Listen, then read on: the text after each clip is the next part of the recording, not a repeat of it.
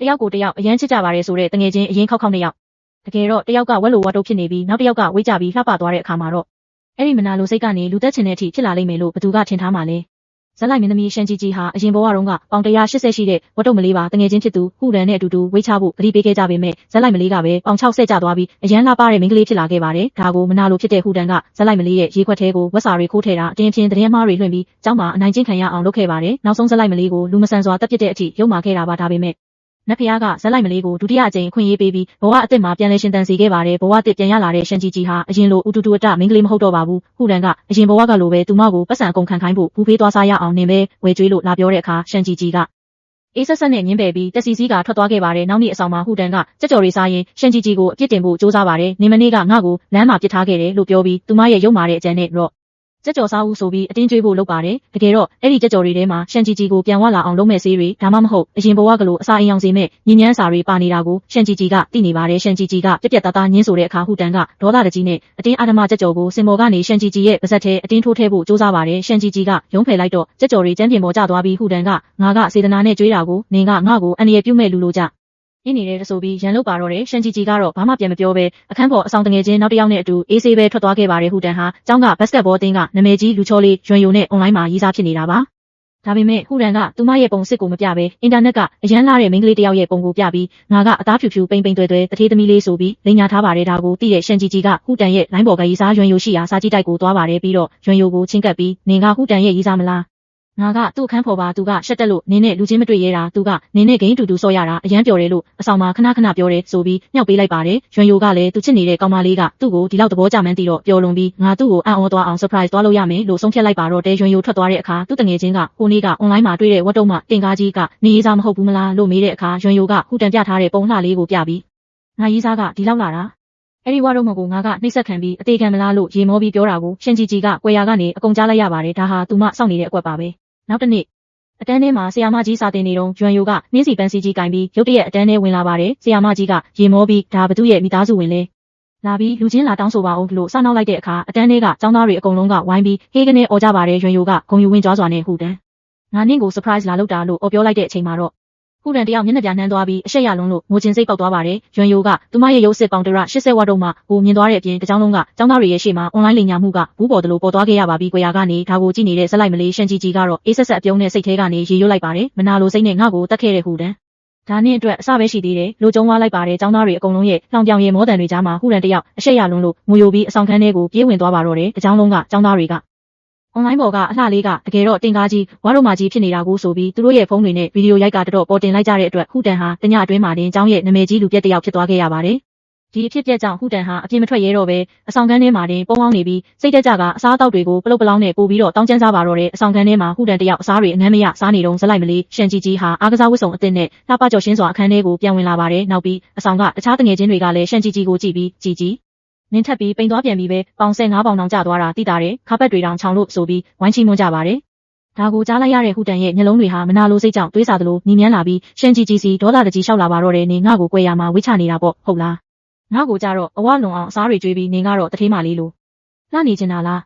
နေငါ့ကိုတကယ်ပဲတငယ်ချင်းလို့တတ်မှတ်ရဲ့လားလို့အော်ဟစ်ဆဲဆိုပြီးအဆောင်ခန်းထဲကခေါင်းတွေကိုပောက်ခွဲကယူသွတ်မတက်တောင်းကျမ်းပါတော့တယ်ဒီတစ်ခါမှာတော့ရှန်ជីជីကအရင်ဘဝကလိုအလျှော့မပေးတော့ပဲအေးဆက်ဆက်အပြုံးနဲ့ပြန်ပြောလိုက်ပါတယ်ငါဝိချတာ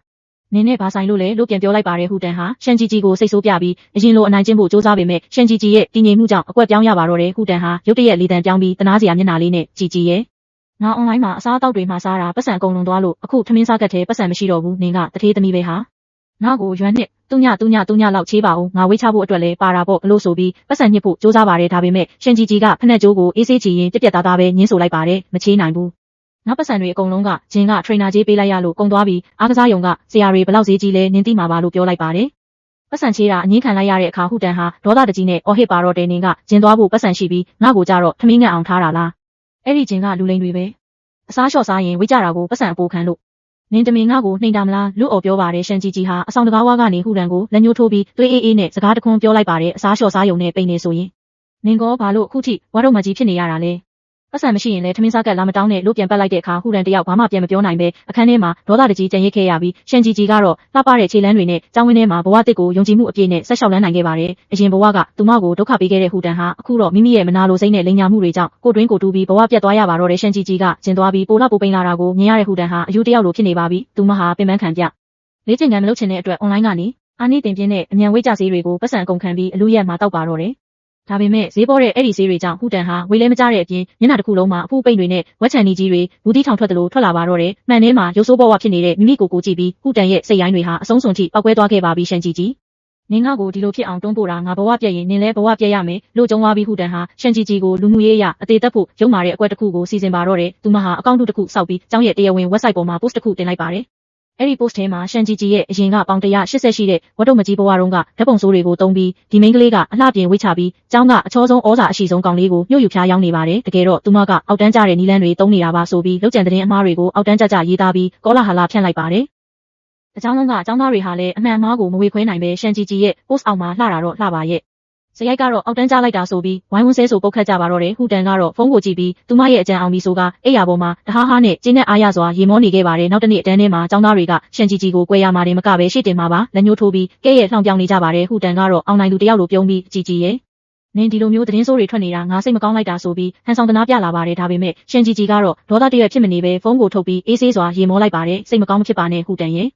ဲ့ငါအဲ့ဒီ post တင်တဲ့သူကိုရှာတွေ့ဖို့ရဲစခန်းမှာတိုင်ချက်ဖွင့်ထားပြီးအဲ့ဒီစကားကိုကြားလိုက်ရတဲ့အချိန်မှာပဲအတန်းခန်းတကားဝကိုရဲအရာရှိ3ယောက်ဝင်လာပါတော့တယ်ဟူတန်ကရဲတွေကိုမြင်တော့ရှန်ဂျီဂျီကိုဖမ်းဖို့လာတဲ့အထင်နဲ့ဝမ်းသာသွားပေမဲ့ရဲအရာရှိကဟူတန်ရဲ့ရှေ့မှာရက်လိုက်ပြီးလက်ထိတ်ကိုထုတ်လိုက်ပါတယ်ဟူတန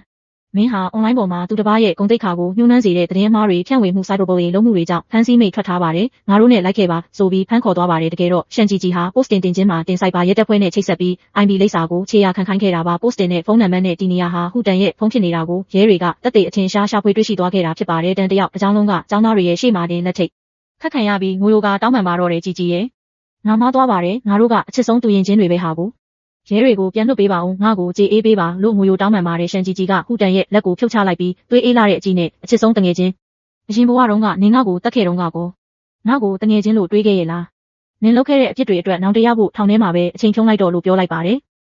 ယ်ဟူတန်ဖန်ဆီးခံရပြီးနောက်ကျောင်းက website ပေါ်မှာလည်းအမှန်တရားပေါ်ပေါက်သွားခဲ့ပါတယ်ကျောင်းကအချောဆုံးကောင်လေးကပါရှန်ဂျီဂျီရဲ့ post အောက်မှာမင်းကိုဆွဆွဲမိတဲ့အတွက်တောင်းပန်ပါတယ်မင်းကတကယ်ကိုတော်ယုံစက်ကောင်မဟုတ်ဘူးပဲဆိုပြီးလာရောက်ဝန်ခံစကားပြောသွားခဲ့ပါတယ်ကျောင်းပြန်တက်တဲ့နေ့မှာတော့ဝိတ်ကြပြီးပုံမလှပကြော်ရှင်းလာတဲ့ရှန်ဂျီဂျီကိုမြင်ပြီးဟူတန်ဟာမနာလိုစိတ်တွေအစိတ်တက်ကယူမတက်ဖြစ်နေပါပြီသူမကជីជីနားကပ်ပြီးဟန်ဆောင်ကောင်းကောင်းနဲ့ပြန်လဲတင်းမြတ်ဖို့စူးစမ်းပေမ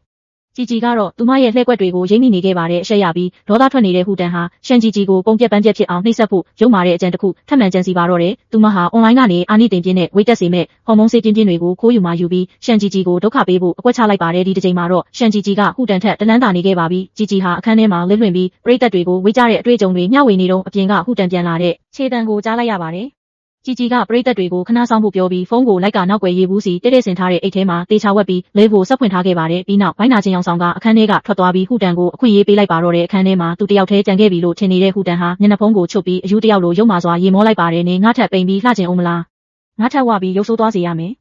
ဟူတန်ဟာဆေးထုတ်ကိုဖောက်ပြီးရှန်ဂျီဂျီရဲ့ရေဘူးထဲကိုဆေးမှုန့်တွေအလူရက်ခိုးထဲပါတော့တယ်ဒါပေမဲ့သူမမသိလိုက်တာကသူမရဲ့ရုံမာတိုင်းဆိုင်တဲ့လုပ်ရက်တွေကြောင်ကရန်ပြောဆိုတန်တွေအားလုံးကိုဖုန်းကင်မရာကနေတဆင့်လဲကြည့်နေတဲ့လူထောင်ပေါင်းများစွာကတက်တဲ့အဖြစ်အထင်ရှားမြင်တွေ့သွားခဲ့တာပဲဖြစ်ပါတယ်လေထဲကပရိသတ်တွေကလည်းရဲကိုချက်ချင်းဖုန်းဆက်တိုင်ကြားခဲ့ကြပါတယ်ရှန်ဂျီဂျီခန်းထဲပြန်ဝင်လာတဲ့အချိန်မှာဟူတန်ကဘာမှမဖြစ်သလိုဟန်ဆောင်ပြီးအချိုရည်တောက်နေပါတယ်ဂျီဂျီကဖုန်းကိုထုတ်ပြလိုက်တဲ့အခါမှာတော့လေထဲမှာတက်တွေအခိုင်အမာရှိနေတာကိုမြင်ပြီးဟူတန်တယောက်တွေးပြတ်သွားပါတော့တယ